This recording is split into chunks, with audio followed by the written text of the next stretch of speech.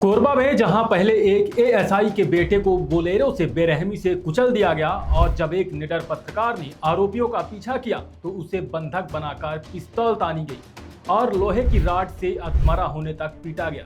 2 दिन बीत चुके हैं, पीड़ित अस्पताल में जिंदगी और मौत की जंग लड़ रहे हैं, लेकिन पुलिस के हाथ अब तक खाली है। आखिर कोरबा में ये किसका राज चल रहा है, आइए जानते हैं इस खौफनाक वारदात की पूरी कहानी। छत्तीसगढ़ का कोरबा जिला, क्या अब यह जिला गुंडों और मवालियों का नया ठिकाना बन चुका है? क्या यहाँ आम आदमी तो छोड़िए, पुलिस, परिवार और लोकतंत्र का चौथा स्तंभ भी सुरक्षित नहीं है? 6 मई की रात जो कुछ भी कोरबा में हुआ उसने यहाँ की खोखली हो चुकी कानून व्यवस्था की धज्जियां उड़ाकर रख दी हैं। दोस्तों, मामला बेहद खौफनाक है। रात के अंधेरे में एक बेखौफ बोलेरो चालक ने चंद्रमणि रात्रे नाम के युवक पर बेरहमी से गाड़ी चढ़ा दी।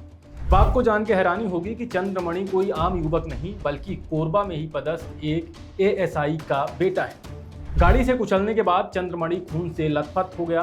दोस्तों ने उसे आनंद फानन में अस्पताल पहुंचाया, जहां वह अभी जिंदगी और मौत के बीच लड़ रहा है। लेकिन कहानी ये यहीं खत्म नहीं होती। असली दहशत का खेल इसके बाद शुरू होता है। अपने दोस्त चंद्रमणि की हालत देखकर पेशे से पत्रकार उनका एक दोस्त अरविंद राठौर ने इसके खिलाफ आवाज उठाने की हिम्मत दिखाई। उसने अकेले ही आरोपियों की बोलेरो का पीछा करना शुरू कर दिया।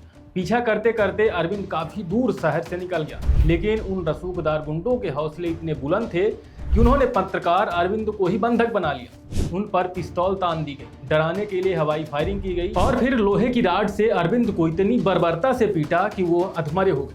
जब उन दरिंदों को लगा कि अरविंद की सांसें अब टूटने ही वाली हैं, तो उन्होंने उसे सड़क के किनारे ही फेंक दिया। अब सुनिए गुंडों का दुस्साहस। वो वहीं छिपकर इंतजार कर रहे थे कि अगर अरविंद को बचाने के लिए कोई उनका दोस्त आता है तो वो उसे भी जान से मार दे। जब दोस्त वहां पहुंचे तो वह उन पर भी जानलेवा हमला कर दिया। किसी तरह जान बचाकर वो लोग अरविंद को अस्पताल लेकर भागे। आज इस खौफनाक मंजर को पूरे 2 दिन बीत चुके हैं। चंद्रमणि रात्रे अस्पताल में मौत से लड़ रहे हैं।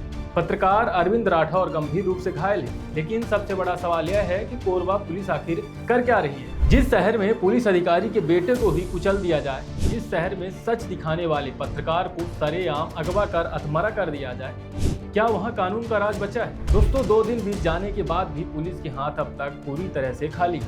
आरोपी खुलेआम घूम रहे हैं। इस पर अब सवाल उठता है कि क्या कोरबा पुलिस इतनी बेबस हो चुकी है कि वो अपने ही महकमे के लोगों और पत्रकारों को इंसाफ नहीं दिला पा रही? देखना होगा कि गहरी नींद में सोई कोरबा पुलिस आखिर कब जागेगी, कब इन बेखौफ आरोपियों को सलाखों के पीछे भेजा जाएगा, या फिर इस मामले को भी ठंडे बस्ते में डाल दिया जाएगा। जनता जवाब मांग रही है।